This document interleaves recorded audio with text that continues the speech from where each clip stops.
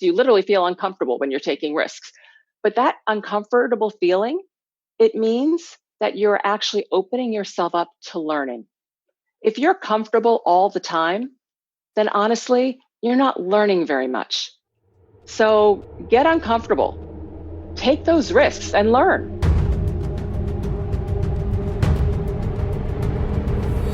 You got to pick yourself up, go backwards, and slam yourself at the wall like 500 more times until the wall crumbles. 25% of middle school girls already believe they'll never achieve their dream career. Hi, I'm Kara Goldin, founder and CEO of Hint. And you're listening to Unstoppable, a podcast spotlighting the journeys of inspiring entrepreneurs. I believe that at its core, leadership is about constantly learning from the people around you, and I'm so inspired by the conversations we're having in our upcoming episodes and can't wait to share them with you. This season, some of my guests include Rebecca Minkoff, fashion designer and founder of the Female Founder Collective, Diana Kapp, author of Girls Who Run the World, Andrew Dudham, founder of Hims, and Eugene Rem, co-founder of Rumble Fitness, and much, much more. Plus, we ask the million-dollar question, what does it really take to be unstoppable? Let's find out.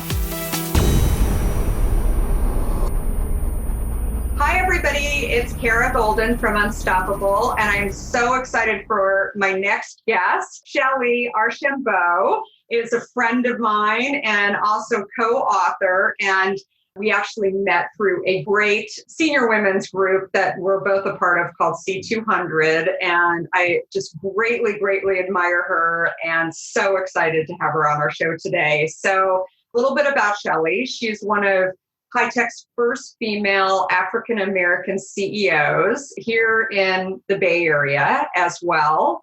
And she's been featured frequently in lots of publications, Forbes, New York Times, Business Insider, etc. Formerly an executive at IBM, and I just learned that your father was there as well through the book. Very, very cool. And CEO of one of my favorite former companies, Blockbuster. And so great. Shellye was recruited to be the CEO of the then struggling Silicon Valley startup, which is now MetricStream. Very, very awesome. And she serves as a Fortune 500 board member and holds board seats at Verizon and Nordstrom and many, many more. Very, very cool.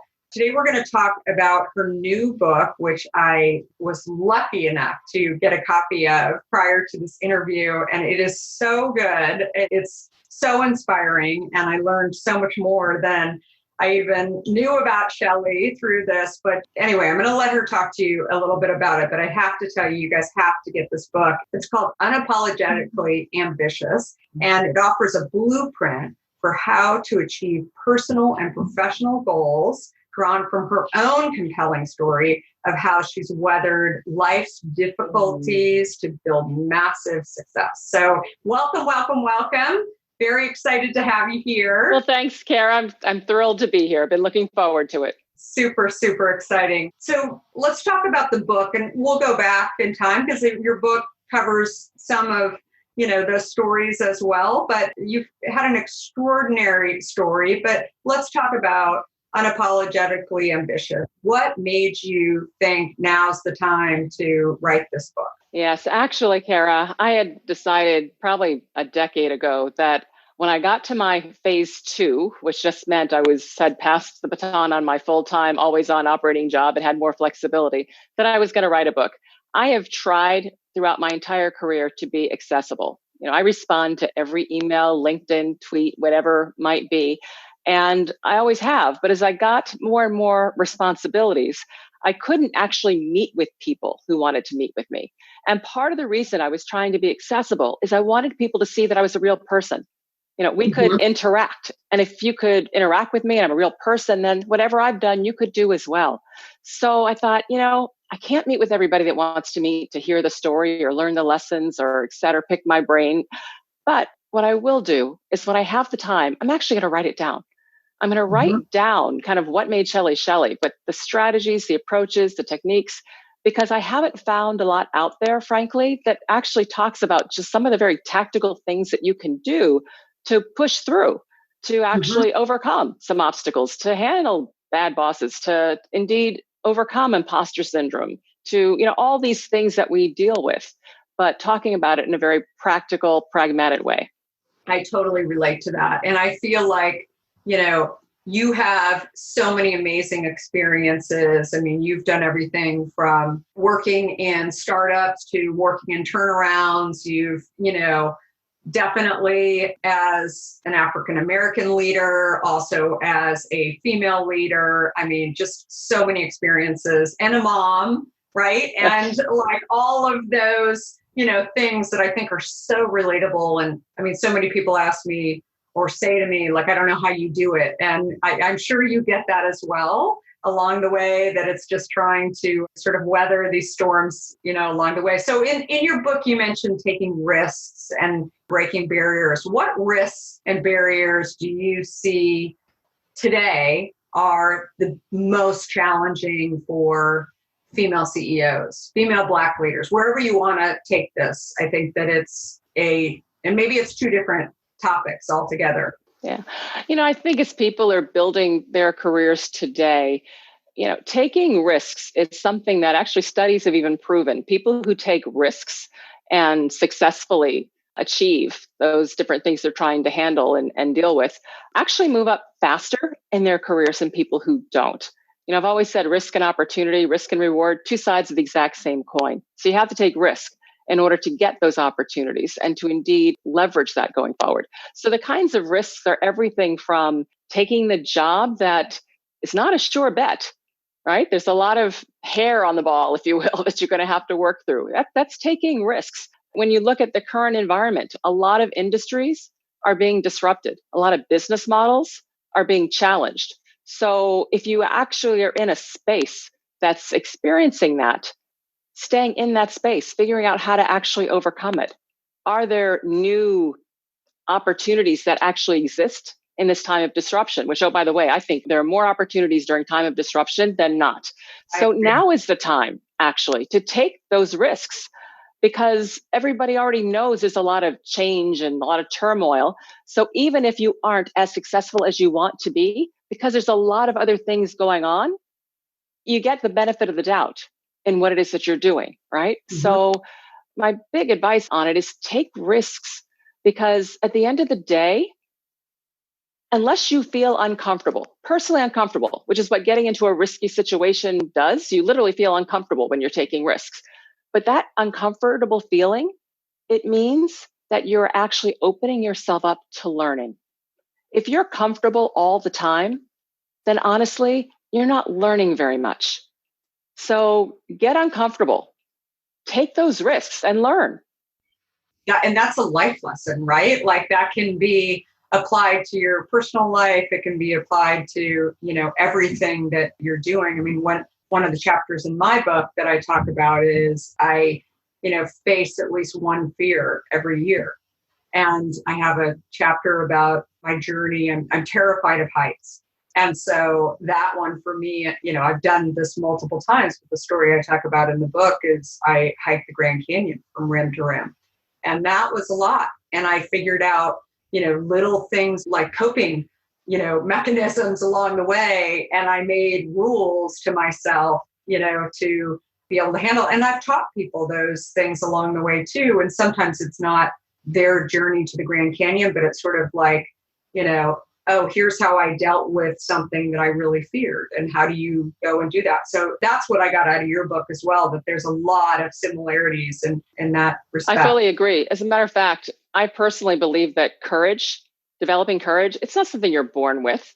Matter of fact, I think human nature, the fight or flight, right, is actually just the opposite. But courage to me is a muscle.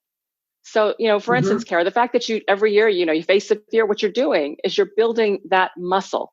So that the more times you face your fear and actually, oh my God, survive, you live, you don't die, it actually strengthens your capability to actually take a risk and try something the next time. Not that it ever gets easy, but if you keep taking risks, if you build that courage muscle, it does make it easier to be courageous, even if you're still afraid. Yeah. And something else that I've learned, and I never would have thought this when I started to do this. And the Grand Canyon for me was probably one of the first times that I actually like put a stake in the ground and I said, it's something that I feared for a long time and I'm not going to fear it anymore. But what I found as I was going through that journey was that I thought about a lot of other things that didn't scare me. It didn't scare me to go and launch a company, but look, there's good days and there's bad days. And when I have those bad days, I don't just go back and say, okay, these are the good things that I've done while I've been building this company. Instead, I go back and think about things that I accomplished in times when I felt really uncomfortable and really scared and wasn't sure that I could accomplish what I ultimately was setting out to do. And I thought, yeah, like this is very similar to what I'm dealing with at, my workplace right now and my business. So I think I totally agree with that. I think, and courage gives you, when you complete the time that you're trying to be courageous, I think it also gives you an adrenaline boost, right? Like where you're like, it's just, yeah, your endorphins are just like going crazy, right? And anything, you're like, whether that's like solving a math problem or trying to hike the Grand Canyon or, I don't know, going public or turning a company around. I mean, there's just so many different examples and you've been totally a part of that as well. So the readers, what would you say is the one message? I mean, clearly courage is part of your book, but what else would you say are some of the like main messages like that people should, really take away from Unapologetically Ambitious? No problem. So I would say one is definitely the power of being intentional, the power of actually deciding what it is that you want to do and then how to make it happen and then actually doing the steps to make it happen. But it's amazing to me how many people are actually not very intentional. A lot of people set plans, or I should say set goals, right? A lot of people set goals and some people put plans in place to achieve the goal.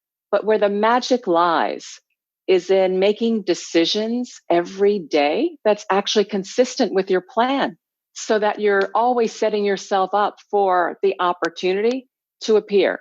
So in the book, I talk about how to be intentional and how to think through what you're doing and what you're trying to achieve, and then how to increase the odds of actually making it happen. So that's definitely one of the key messages, because frankly, that's been one of my keys to success is that whole process of being intentional, staying focused. Have you always had goals? Like, do you remember when you were little, like, were you always that girl that had these goals? I was always competitive.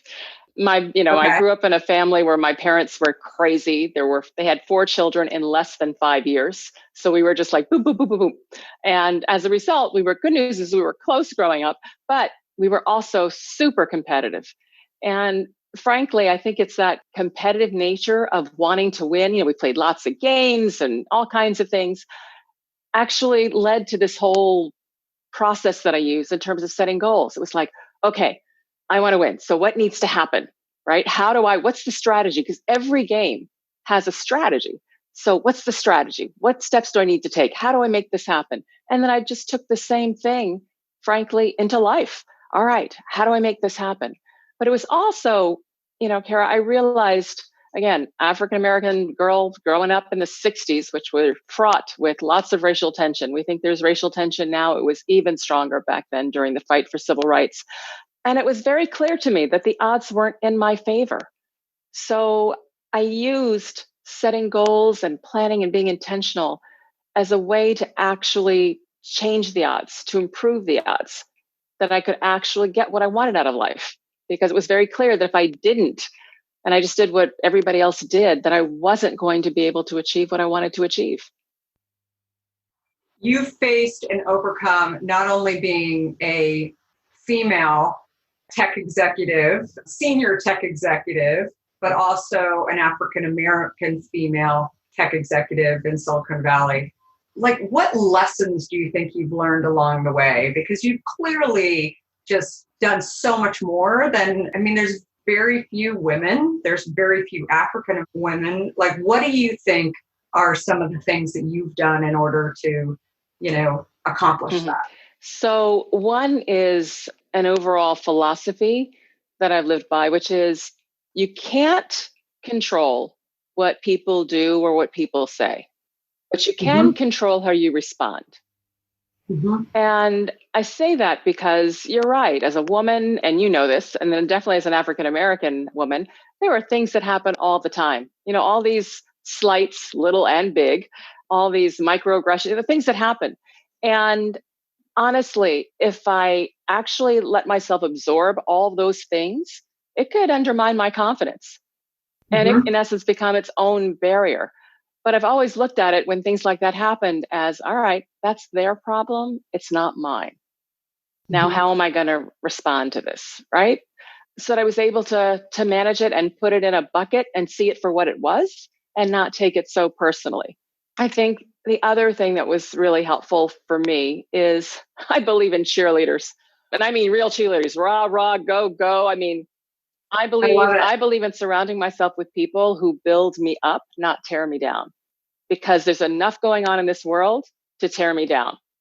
So I want people around me who will remind me that I'm a good person, remind me that I'm capable, that I have skills and strengths and the whole bit when the world is telling me that maybe I don't. And that gives me confidence, power, courage, right? It helps support all of those things as I face different challenges.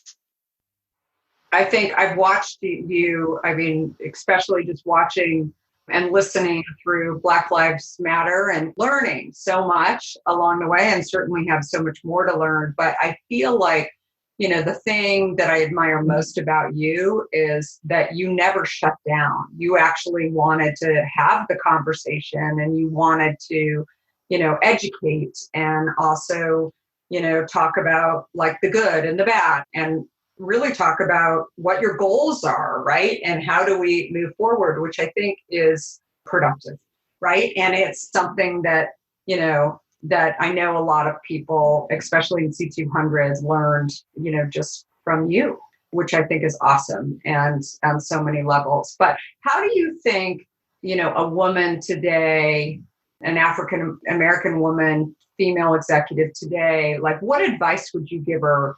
25 years old and you're living in this world today and trying to work maybe in Silicon Valley, maybe not in Silicon Valley.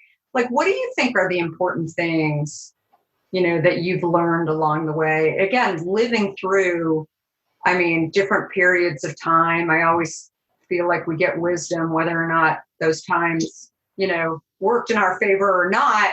History doesn't lie, right? And I think that there's a lot to be learned, especially when you live it. So I'd be so curious to hear, what you would say to somebody who your own self when you were 25.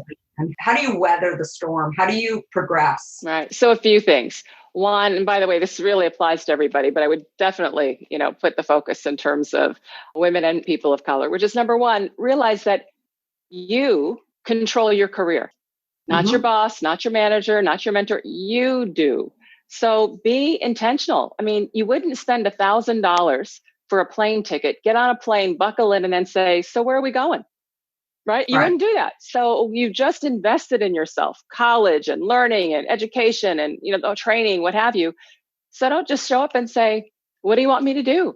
Where do you want me to take? You just don't put that in somebody else's hands. You need to control that. That's number one. Number two is make sure people know what you do. We are told, I think wrongly, to work hard, put your head down, and good things will happen. And that is just not true. It's just not true. Everyone's busy.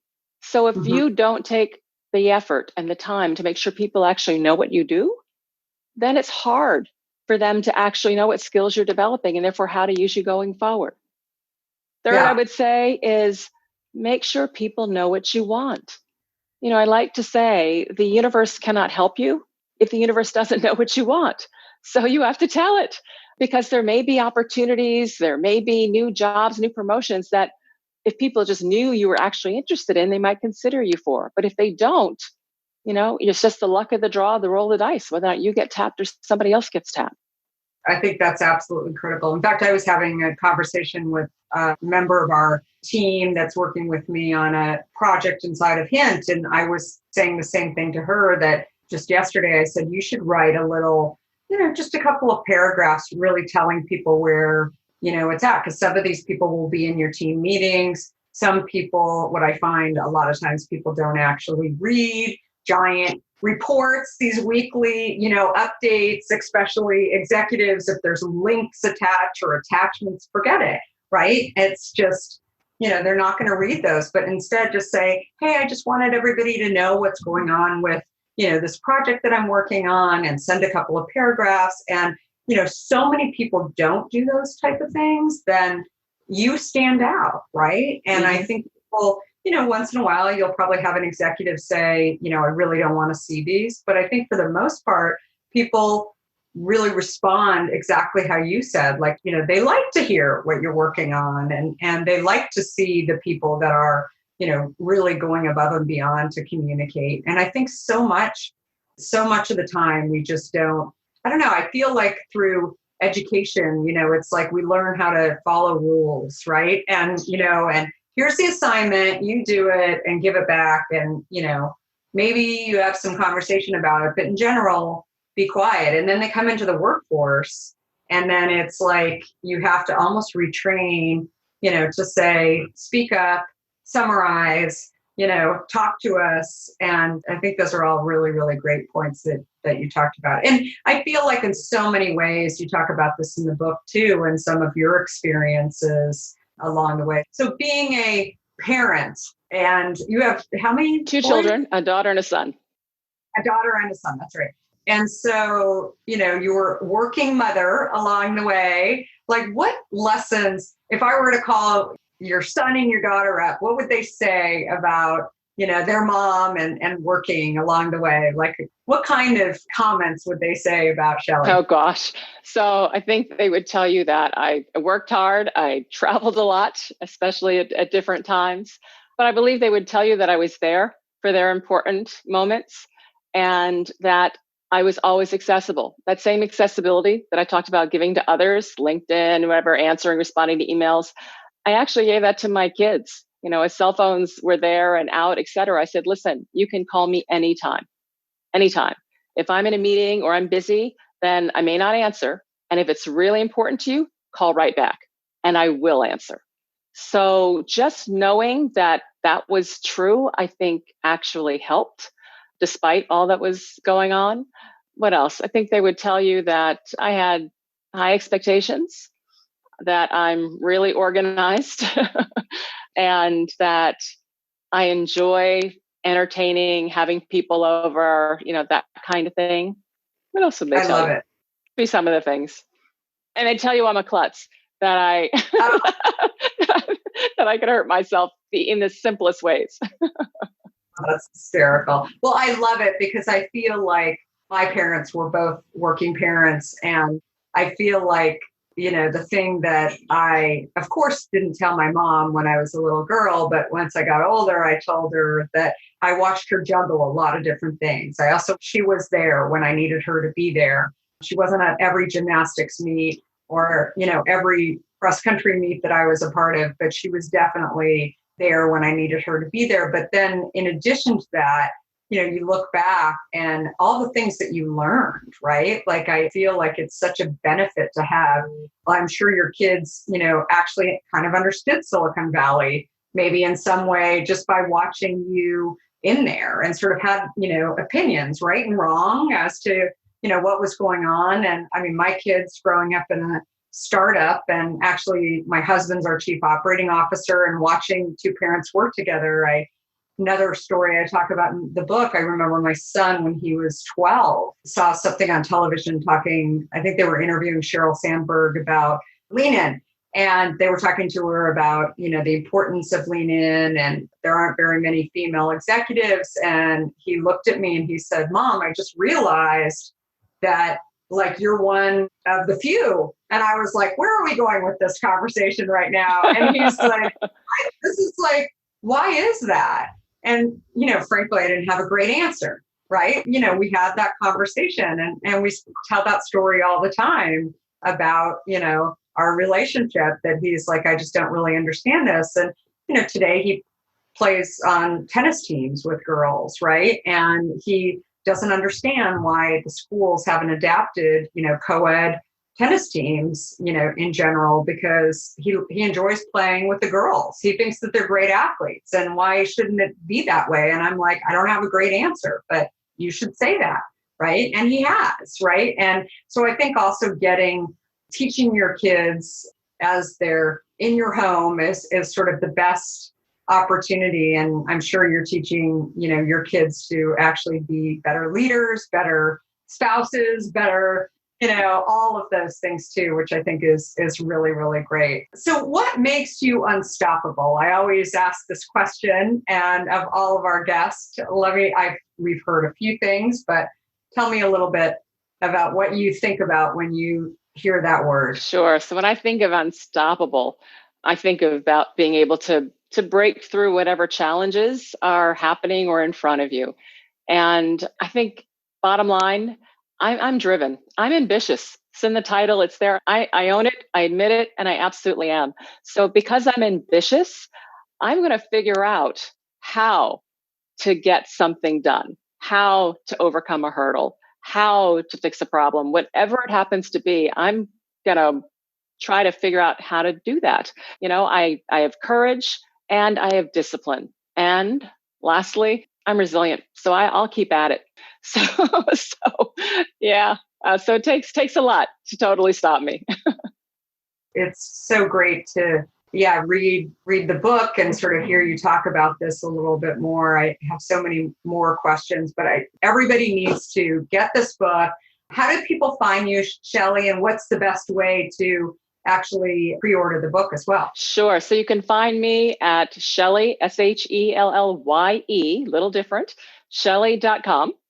And even on that site, you can actually click to go find the book, or you can go to unapologetically and all the book information will be there for pre-order. It's available on Amazon, Barnes & Noble, but also try to support your local bookstores. So you can pre-order it there as well. I love it. And on social, you said, what's your sort of social channel that you're... Absolutely. I'm active on LinkedIn, Instagram, and Twitter, and I'm SHEL and then Archambeau. Love it. Are my handles. So please follow me, connect. Wonderful. Well, thanks everybody. And thanks for listening. And if you guys liked today's episode, please go in and give us a great review and also subscribe and all that kind of stuff. And we're really, really excited for everybody to get their hands on this book. And thank you so much, Shellye. I really, really appreciate you just coming on and Unapologetically Ambitious. I did it. I was able to get it out, words all out on that one. Awesome. Thanks, everybody. Thank you, Kara. This was fabulous. Lots of fun.